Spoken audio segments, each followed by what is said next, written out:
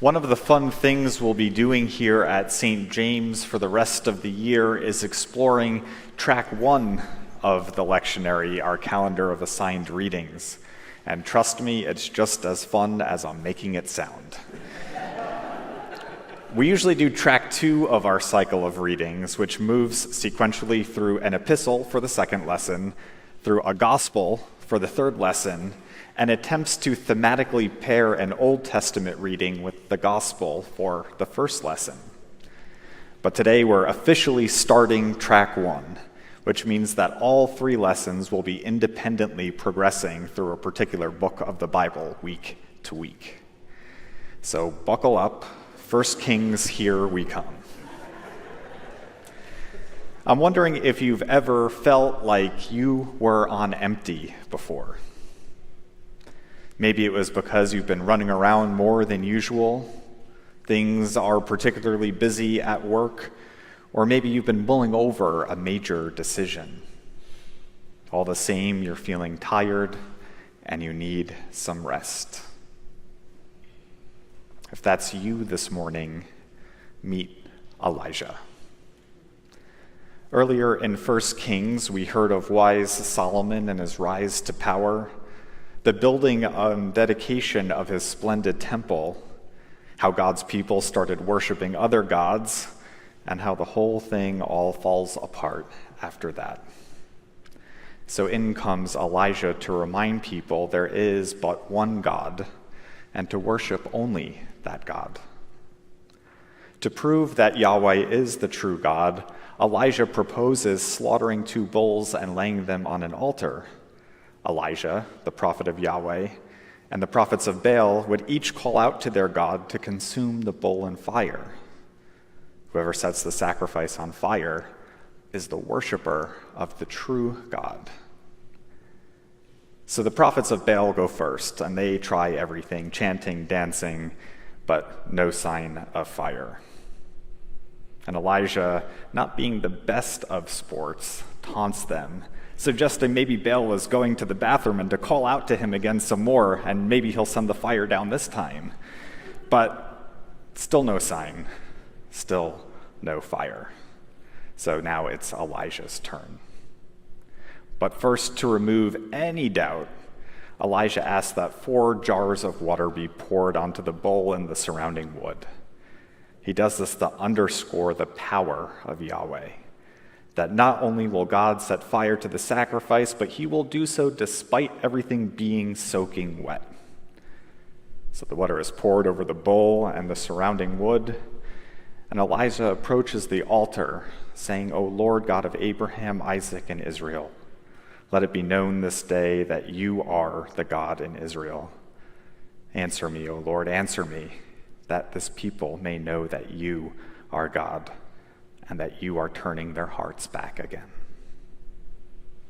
A fire consumes the bull, and the people are again convinced that Yahweh is Lord and God.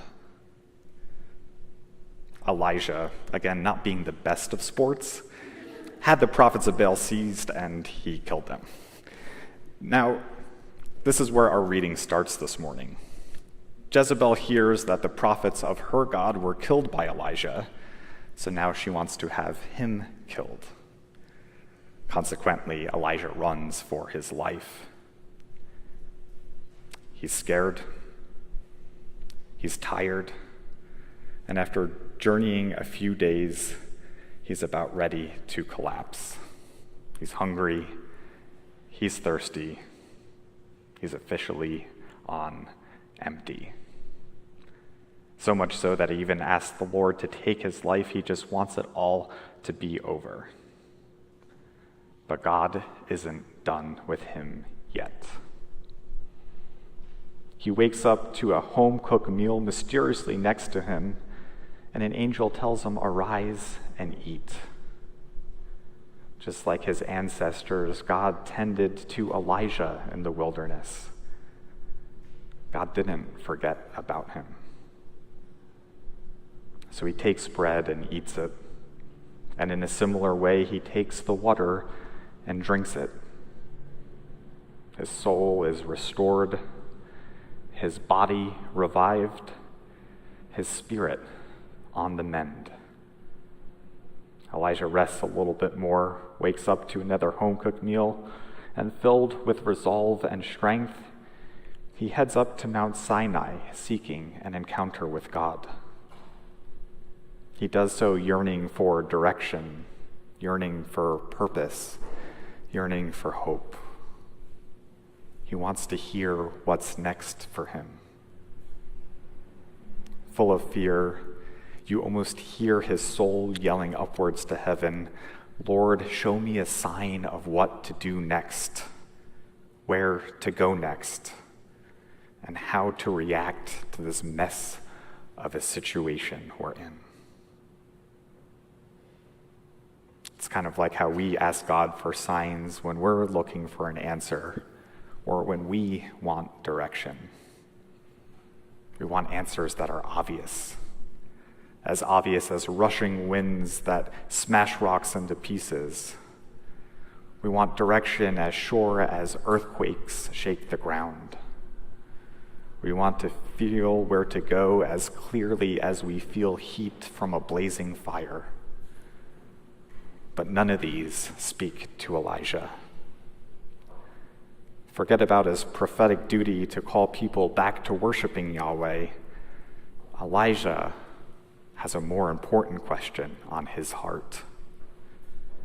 Where is Yahweh? Where are you, God?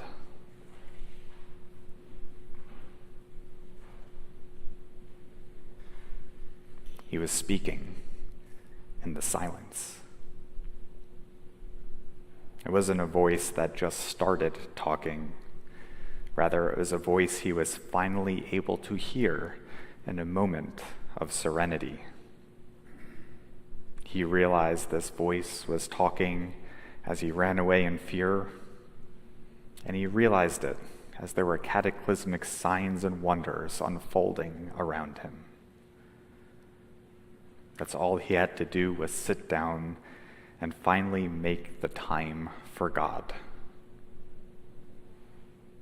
God was there the whole time.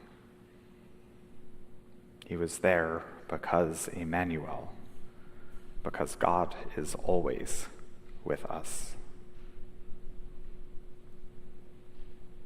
There is so much noise in the world today. The deafening sound of bombs dropping, the pulsing sound of police helicopters and sirens, the loud chants of people assembling and raising their voices for a system that makes more sense than the one that we currently have. And maybe it's hard for you to feel God in the midst of it all. Maybe you want to run away in fear. What Elijah models for us today is the importance of taking time to rest from it all, to let ourselves be fed by God's holy food and drink, to let ourselves be still.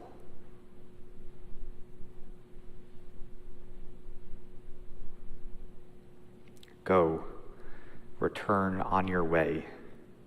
In due time, God will whisper.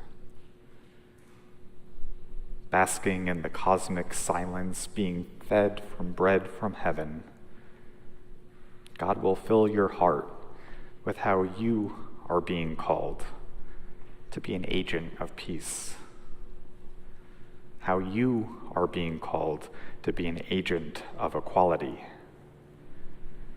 and how you are being called to be an agent of God's love.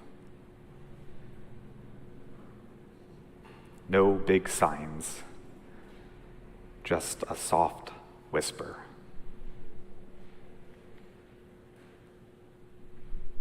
Go, return on your way.